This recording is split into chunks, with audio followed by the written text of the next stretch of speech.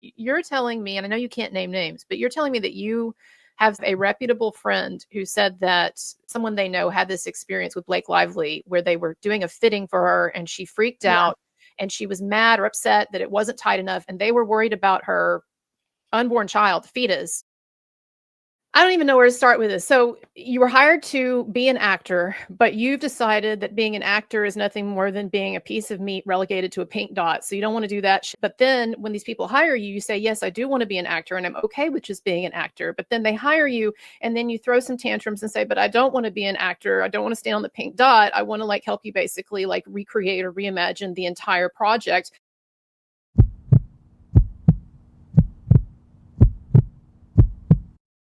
Do you think that this is an indication here that she has truly caused a lot of problems on other sets? Because I was saying, weeks ago that I bet there are all kinds of people in Hollywood who have stories they could share. My friend just called me today and told me a story about when she was pregnant.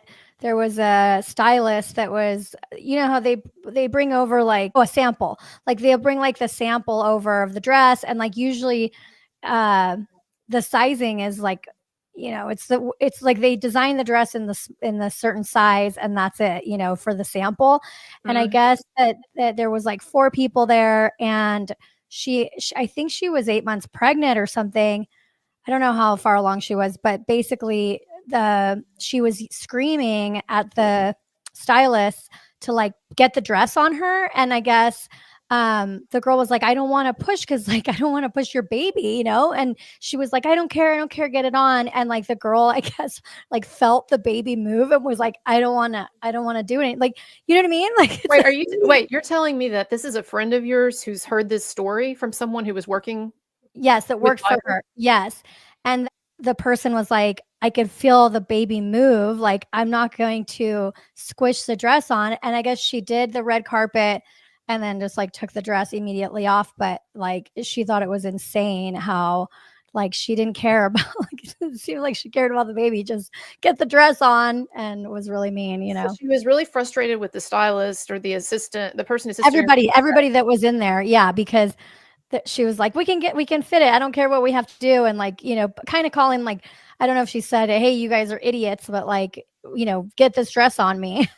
And they were like, well, we don't think this is going to fit, and we don't want to hurt your baby. Cause imagine if something happened, she would be like, oh my gosh, they don't kill my baby. Yeah. Oh my gosh. I don't even want to know like what she would have said, So, I mean, of course there's like, and those stories are going to come out, but like what she did here, and here's the other thing. I've heard also in Hollywood that a lot of people that I talk to say that they have inside knowledge that Ryan was really the driving force. So the perspective that people like Candace have been presenting about him being a major foundational cause or catalyst for this, maybe that's true then. So are you hearing that what Candace and others have said is basically he flipped out? He flipped out about the dailies? Yeah, I don't know what he flipped. I just know that they're like, it's all him. Like, it's all him, like pushing all that, like pushed all this stuff. But I want to ask you again to clarify. You're telling me, and I know you can't name names, but you're telling me that you have a reputable friend who said that they or someone they know had this experience with Blake Lively where they were doing a fitting for her and she freaked out and she was mad or upset that it wasn't tight enough and they were worried about her unborn child, fetus, right? And it was almost kind of like bizarre because she didn't seem concerned and she was like, oh, just make it tighter.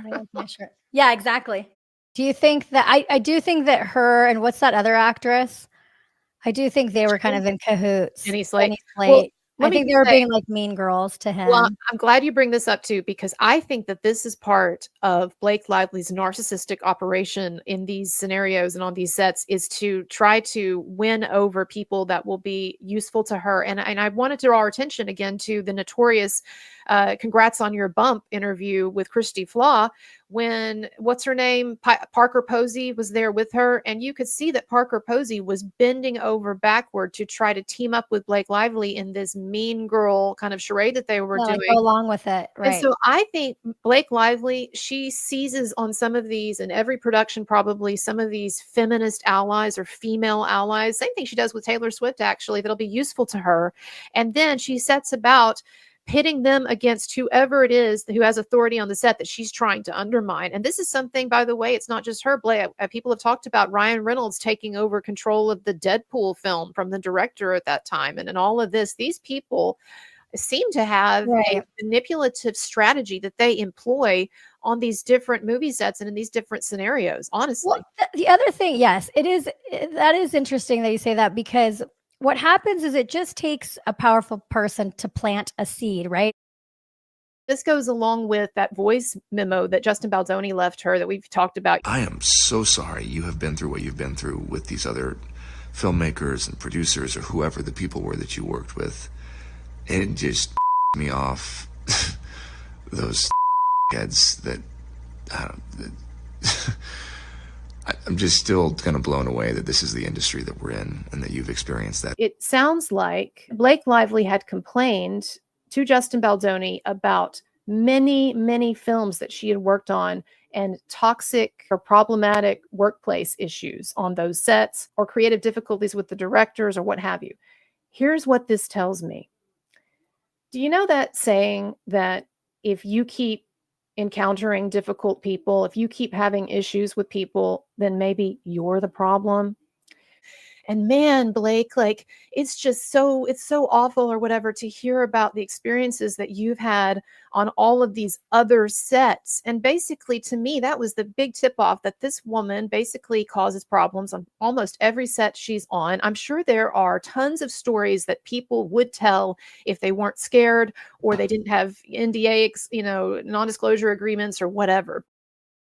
They were canceled. I mean, she had them backed into a fucking wall. And Steve Sarowitz, as you know, he had poured his blood, sweat, and tears into this. This was a spiritual project for him. This They company took out multiple businesses. Like, think about it. They took out Jennifer Abel, Melissa Nathan, Jed Wallace, Wayfair, right? the movie. I mean, how many businesses? And then they pretend like it's so funny. They did that like dog whistle, including that Scooter Braun owns the other PR company, but don't include that Lively's PR was backed by Harvey Weinstein. I mean, it's like, how obvious is it that they wanted him to go down?